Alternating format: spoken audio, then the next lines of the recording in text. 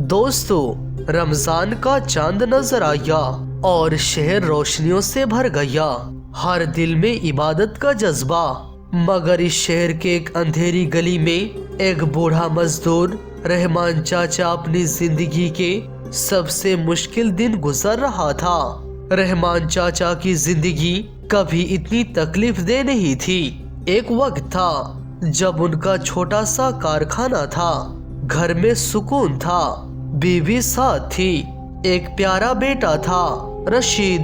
मगर किस्मत को कुछ और मंजूर था।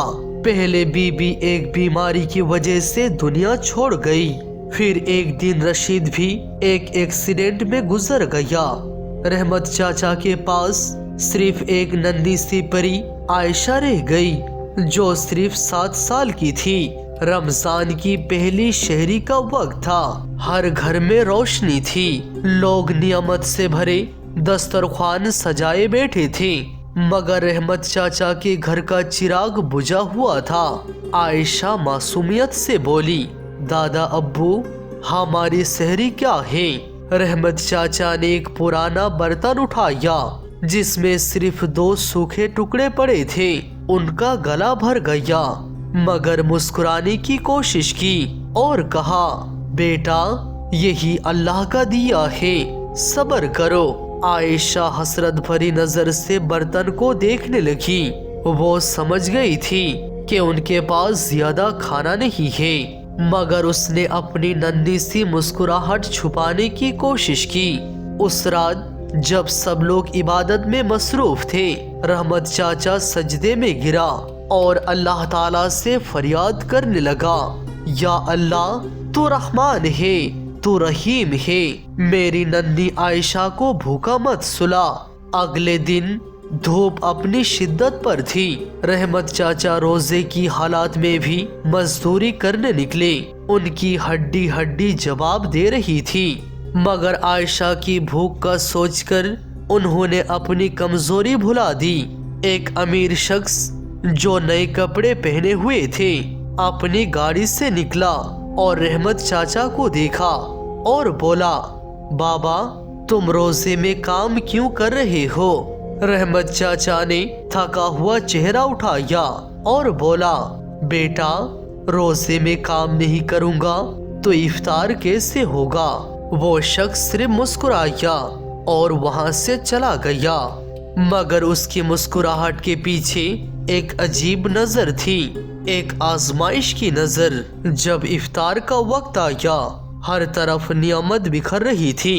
पकोड़े, समोसे, शरबत और खजूर, हर तरफ दस्तरख्वान सजा था। मस्जिदें रोशन थी, लोग इफ्तार कर रहे थे। मगर एक अंधेरी गली में एक झोपड़ी के अंदर सिर्फ एक सूखे रोटी का टुकड़ा पड़ा था। आयशा ने मासूमियत से कहा, दादा अब्बू, हम भी मस्जिद चले, वहाँ सब मिलकर इफ्तार कर रहे हैं। रहमत चाचा की आंखों में आंसू आ गए। उन्होंने सोचा, शायद वहाँ कुछ मिल जाए। वो आयशा का हाथ पकड़कर मस्जिद की तरफ चले गए। मस्जिद के सामने एक बड़े घर का लॉन था, जहाँ इफ्तार का इंतजाम हो रहा था। हर कोई हंसते खेलते इफ्तार कर रहा था। रहमत चाचा ने देखा, एक बच्चा एक प्लेट भरकर इफ्तार का सामान फेंक रहा था। उनके दिल में एक गहरी चोट लगी। इतने में वही अमीर शख्स जो सुबह मिला था मस्जिद से बाहर आया। उसकी नजर रहमत चाचा और आयशा पर पड़ी। आयशा की भूखी आंखों को देखकर उसने उन्हें बुलाकर एक प्लेट दी जो इफ्तार से भरी हुई थी। रहमत चाचा ने वो प्लेट देखी, आयशा ने भी देख ली। दिल चाहा के ले ले, मगर इज्जत की भूख पेट की भूख से ज्यादा थी। उन्होंने प्लेट वापस कर दी और कहा, बेटा, अल्लाह तुम्हें और दे, मगर मैं यहाँ मांगने नहीं आया, सिर्फ आयशा को मस्जिद का माहौल दिखाने लाया था। वो शख्स हैरान रह गया। उसने महसूस किया कि गरीबी सिर्फ पैसों की नहीं, इज्जत की भी होती है। उस रात जब सब लोग चैन से सो रहे थे, रहमत चाचा सजदे में गिरा اور فریاد کرنے لگا، یا اللہ تیری رحمت سب سے بڑی ہے، کوئی غریب بھوکا نہ سوئے۔